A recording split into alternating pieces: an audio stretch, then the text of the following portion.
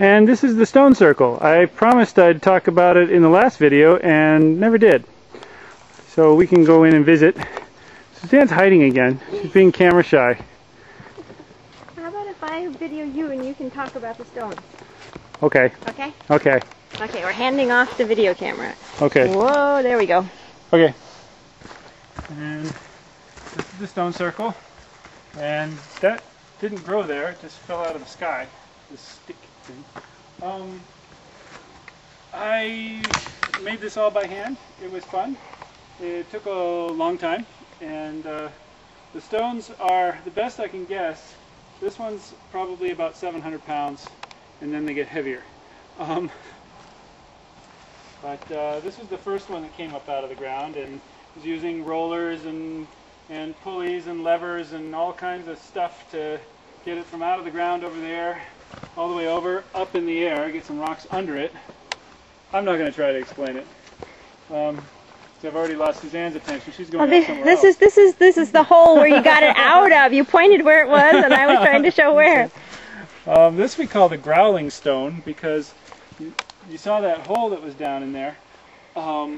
When this was releasing from the earth, it's muddy, so there's not only the weight of the stone, but there's actually a lot of suction that holds the rock in place. And I had a come along on it with a big tripod, and I had these huge levers, and I was pushing on it, and it finally started to let go from the ground, and the suction giving way sounded like those Tibetan monks that chant and go because there was this huge that came up from underneath the ground and lasted, it seemed like forever, but it must have been like 5 seconds, which is still a long time. 1, 2, you know, it was just and I started thinking, am I releasing some kind of primordial beast under here or something? It was really cool, and it gave me the shivers. And then this was pulled over and set in place. About a third of it is underground. That's true for all these stones, except for maybe this one over here. This one is maybe about a quarter underground because it was so fat that it didn't really need to be deep down. And this stone's kind of fun because it's the yoga stone.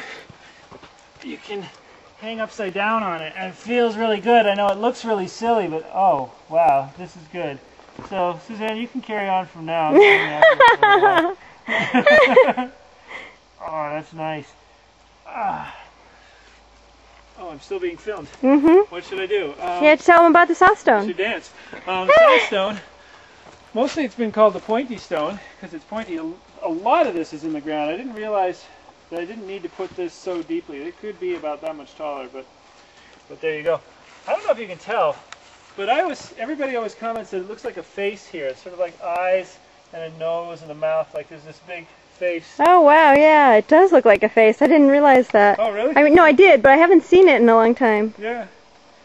And that's it. This is all laid out according to megalithic geometry. I'm not going to try to explain it because I've forgotten most of it, but I've got a chart where it's laid out like that.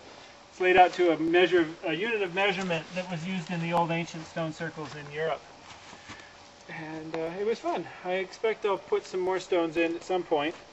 The trouble is finding them because we don't have what they call glacier erratics. We don't have stones that are just sitting there waiting to be put in place. They're all in the ground. So what I do is I take a big iron rod and stick it in the ground, and I do my little dance and I stick it in the ground, and I try to find a stone. And I found 2 so far, but they're pretty far away, and they're downhill, which is suboptimal. Ideally, I would want to find stones up there, so I can roll, put them on rollers and roll them downhill, and then bring them in. And so that's our stone circle. Ta-la!